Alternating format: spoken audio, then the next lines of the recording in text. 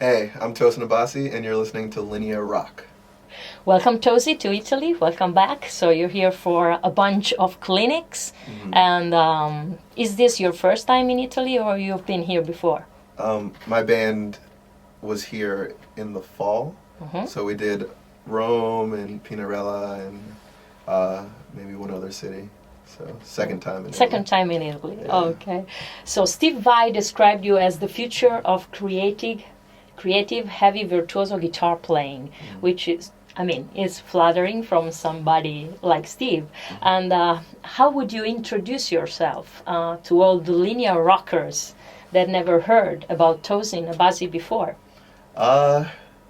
I'd introduce myself as the future of heavy virtuoso. I'm just kidding. I don't know. I'm definitely a disciple of guys like Steve Vai and Satriani and Yngwie Malmsteen and Frank Mbali.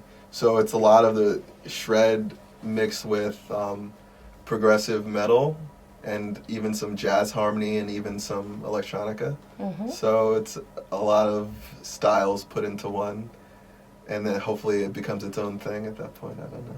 And you appeal to a various audience, in your opinion, or? It depends. Okay. You have to be pretty open-minded because I think the music is pretty challenging and it's pretty aggressive, but there's moments of beauty and, there's texture and there's harmony. So if you can get past some of I don't know, it depends on who's listening. So you are completely self-taught guitarist, and was that a choice of yourself, or it simply happened? And how did you develop your style and all those guitar skills by yourself? I actually used instructional videos from guys like Paul Gilbert and Frank Mbali and Greg Howe. So I would basically order a video and learn all the things in it and then move on to the next one. Okay. And I did that for a long time. And it was easy for you? Well, I learned pretty well from demonstration. So if I see someone do it, I could rewind it and slow it down. The same way most people teach themselves, I was very motivated to actually to conquer the stuff. So I practiced pretty hard. So you never been to a guitar school at all? You just did, by yourself? I did. I was self-taught for about 10 years. And then in 2006, I attended a music program in Atlanta at the Atlanta Institute of Music. Yeah. So it's a 1-year guitar program. And they try to pretty much teach you everything from the basics to some advanced concepts within 1 year. Yeah. So that's my musical education. And which are the pros and cons of being, a self-taught? Well, sometimes if you're self-taught, you can teach yourself some bad habits. I spent multiple years playing with only 3 fingers, so I never used my pinky until years later. So now this finger is weak and it has to catch up to the rest of my fingers. So there's things like that, but with these instructional videos, if you pay attention, you can do a pretty good job of learning on your own. And do you have any practice routine? And did it change through the years? Yeah. Once I started actually getting into advanced technique, I just started to use a metronome for alternate picking. And I would say that's the most consistent warm-up routine that I have even today. Just using a metronome and alternate picking. But even with newer techniques, I still bring it to the metronome as a way of learning it thoroughly and then increasing speed. So, from where you very first started, as you told before, a lot of different influences began to seep into your style, bringing you to where you are now. You mix really a lot of style, from Meshuggah to, I don't know, Alan Oldsworth or something like that. Is that something that you've been doing since you were a little child? The fact of listening to a large variety of music, and do you think that helps creatively yourself? Absolutely. When I was too small to buy music for myself, I would just listen to MTV or the radio.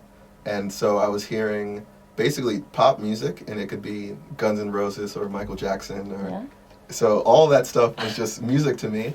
So that was the early beginnings. And then when I got a guitar at the age of 12, I became focused on guitar music. And I was starting to get old enough to choose my music.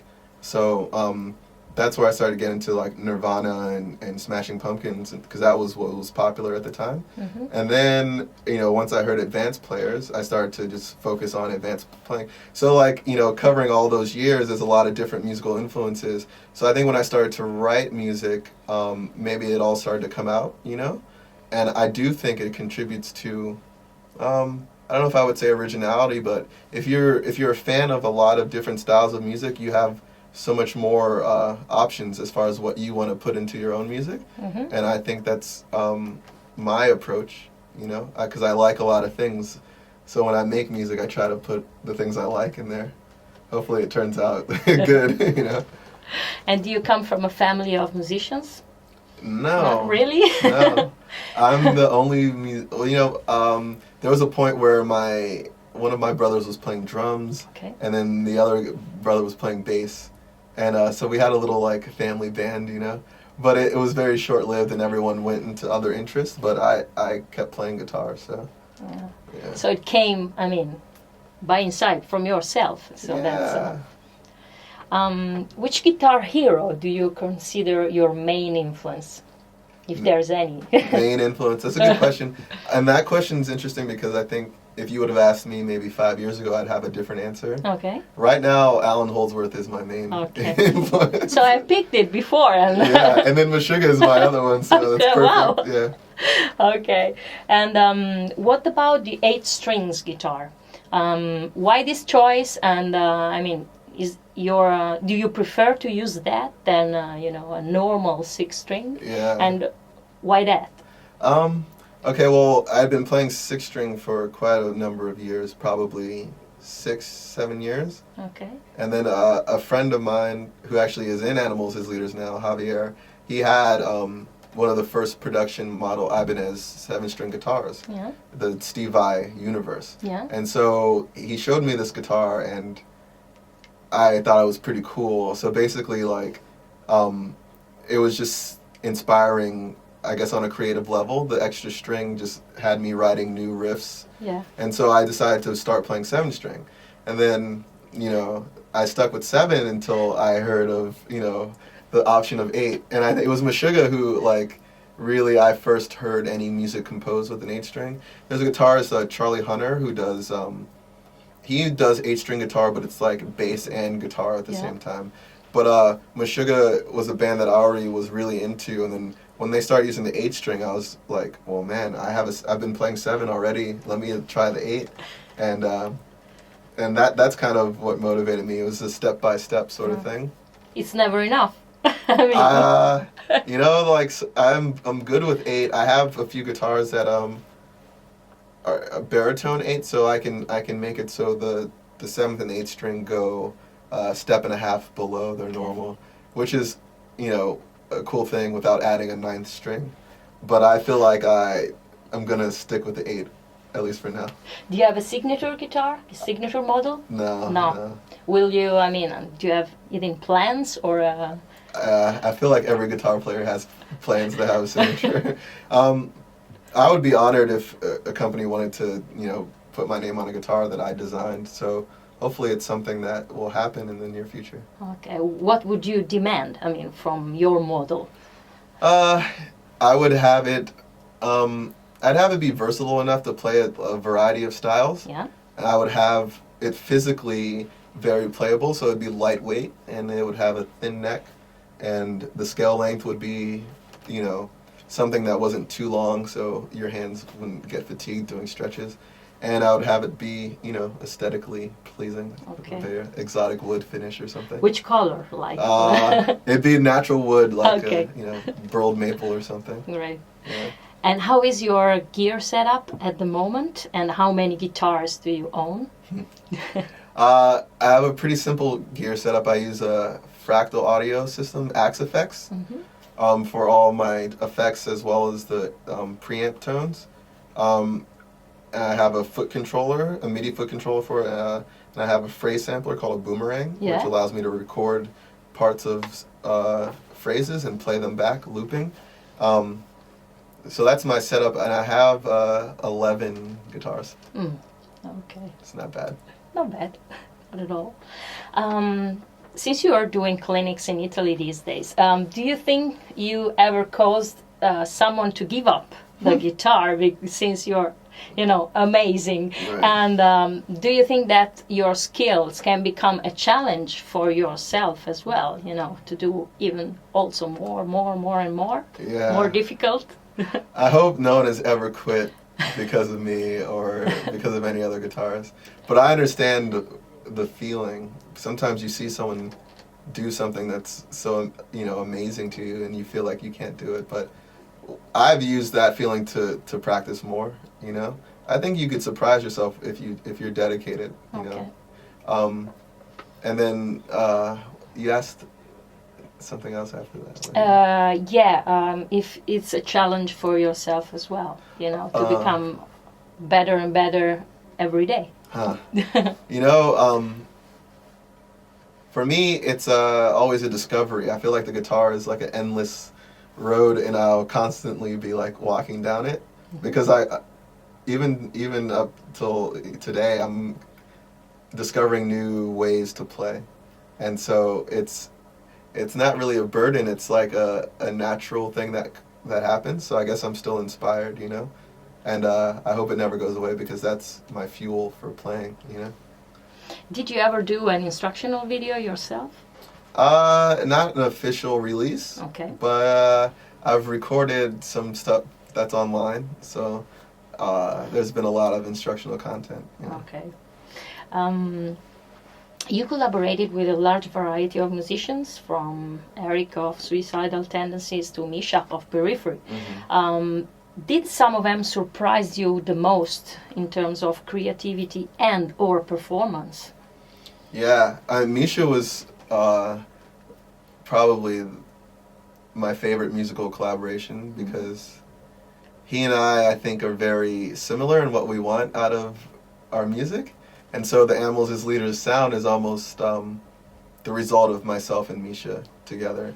At least, that first album, that's when the thing was born. Yeah. And he had a lot to do with it, so I always kind of associate him with, Animals as Leaders, like Silent Member or something, And then someone like Eric is like such an amazing, inspired player that every time he gets on the drum set, you're like witnessing something, and it's really special. Okay. And it's quite different than my experience with Misha in a way, but it's nice that there's such a variety of like musical expression, So I feel like I've been fortunate to be around some pretty inspired players. And which is the collaboration of your dreams? Something that someone that you would like to collaborate with at the moment. Yeah, I would love to. These questions are always funny, because in your head it sounds like a good idea, but it doesn't mean that it would actually be a good idea. You know what I mean? But I love, like Holdsworth is one of my favorite players, or even Kurt Rosenwinkel, who's a jazz guitar player. So there's guys like that, or even Frederick Thorndahl, But it's like a fantasy. I don't really know like what would happen if we. Okay. Maybe I just get in the way, And what about TRAM, your new project, and the Lingua Franca album, which sounds like an Italian title. I think it's Latin or something. It is, okay. How different is that album than anything you've done before?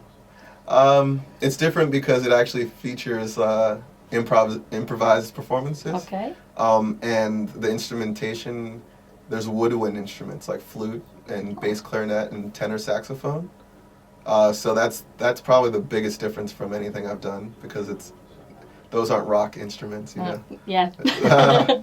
And then there's even some female vocal parts. Mm-hmm. So it was very cool to just use different tools to make music with different players.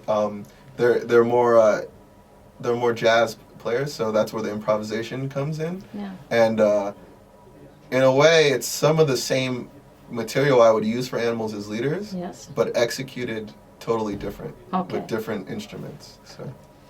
And with Animals as leaders, you released Weightless in 2011. How would you describe your experience with that band? And you're still an active band? Mm-hmm. Okay.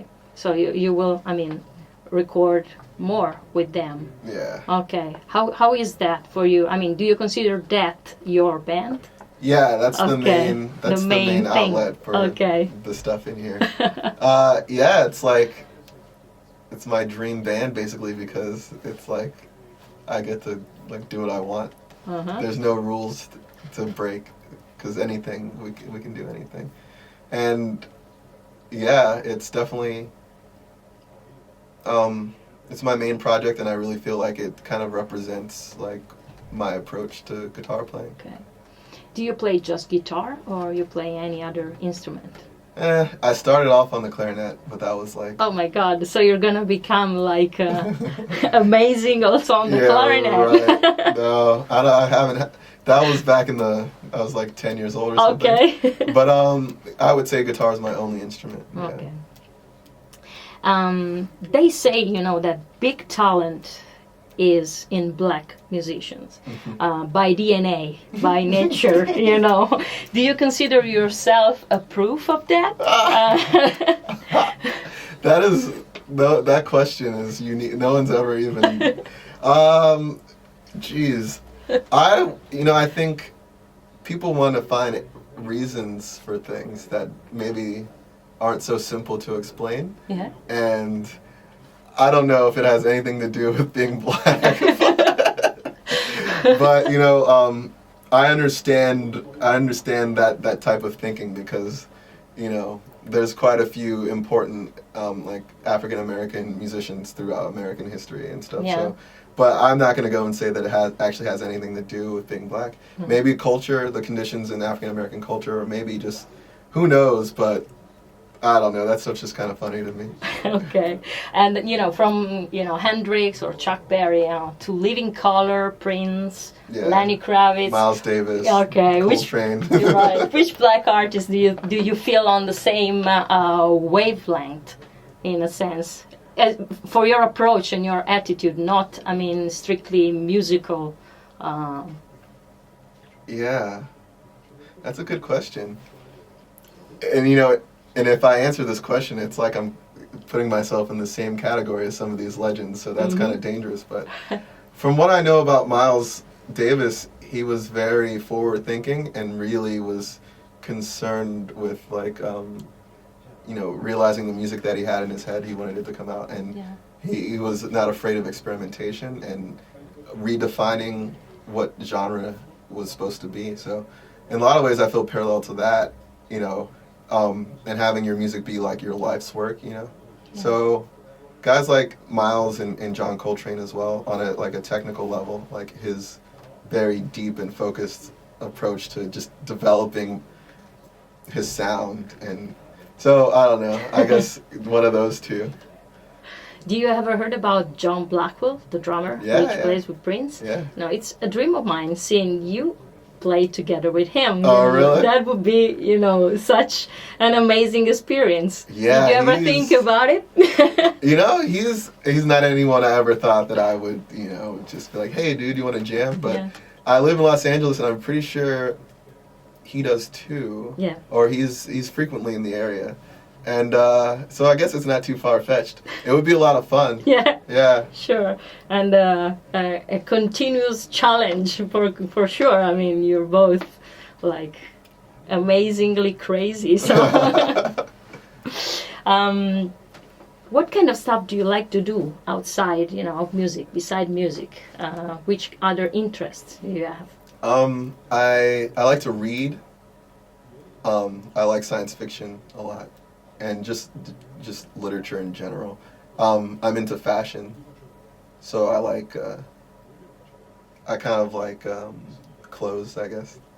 Expressing myself through my clothing. Okay.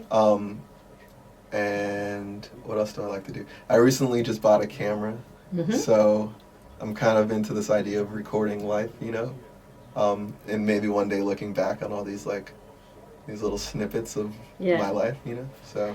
And anything you do, I mean, is like, you have the same approach as you have with music, that you have to be the best? Or Actually, it's a problem. It's prevented me from trying a lot of things because I feel like I want to be exceptional, and if I'm not, then I don't want to try at all. Okay. So it's like I can't let myself do it for fun. I have to like be some amazing thing. So it's actually it's a thought process that I'm trying to work myself out of. But yeah, so I guess like guitar has kind of become so consuming that I don't have many hobbies outside of it. How many hours a day you dedicate to the guitar? At least, I mean, on a good day, I'll practice at least 4 hours. Wow. At least, yeah. Yeah. I can just sit and play. It's fun.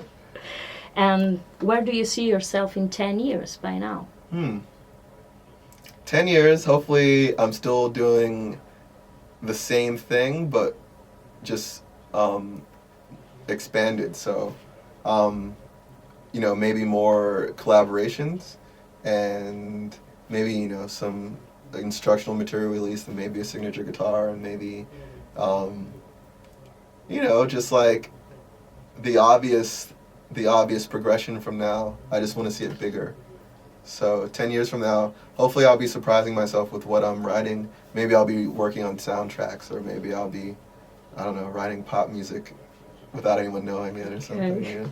So it's actually, I have a vague idea of, because my motivations are the same, but I actually don't really know what it'll actually be in 10 years. Hopefully I'll still be playing them. Okay. Hopefully, yes. Yeah. And were you born in the United States? Uh-huh. Okay. Which are your origins of your family? They're not, Not pure American, right? Yeah. Okay. Both my parents are from Nigeria. Okay. Yeah, which is a West African country. Have you ever been there? I have not been there. Wow, why not? That's a good question. My parents never sent me there, and then, there's not many tours that go through Africa. I should make a trip because obviously it's important, So I think sooner than later. Africa is amazing, and there are your origins. So I'm sure even, creatively and musically you can have a good inspiration from that. You should go there. Yeah. I'm just super busy. It's like when I'm not traveling, it's like a vacation.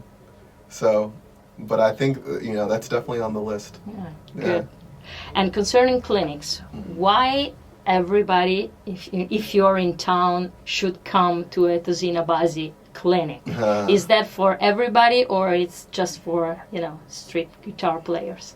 I would hope that my music resonates with people who don't even play instruments, because I think music is a pretty universal thing. Language. Yeah, we make it because we're humans who communicate the same experiences to each other. We just use the tools of instruments to do it. So obviously guitar players like to see the way in which I use the guitar as a tool to communicate, but hopefully it doesn't appeal to just guitar players. So if you're interested in, I don't know, creativity or maybe progression, through an instrument, you might find some value in what I'm doing. And who's the father of modern guitar playing? It's more Jimi Hendrix or Eddie Van Halen, in your opinion? Van Halen. Van Halen? Yeah. Okay. But if it wasn't for Jimi? I know. It's like we need everybody, I'm happy, there's been so many important players and there still will be, and it's like we don't have to cut one out to make one more important, Yes. Okay. Thanks so much for your time, Tosin, and sure. see you next time in Italy pretty soon. All right. Thank you, man. Ciao. Ciao.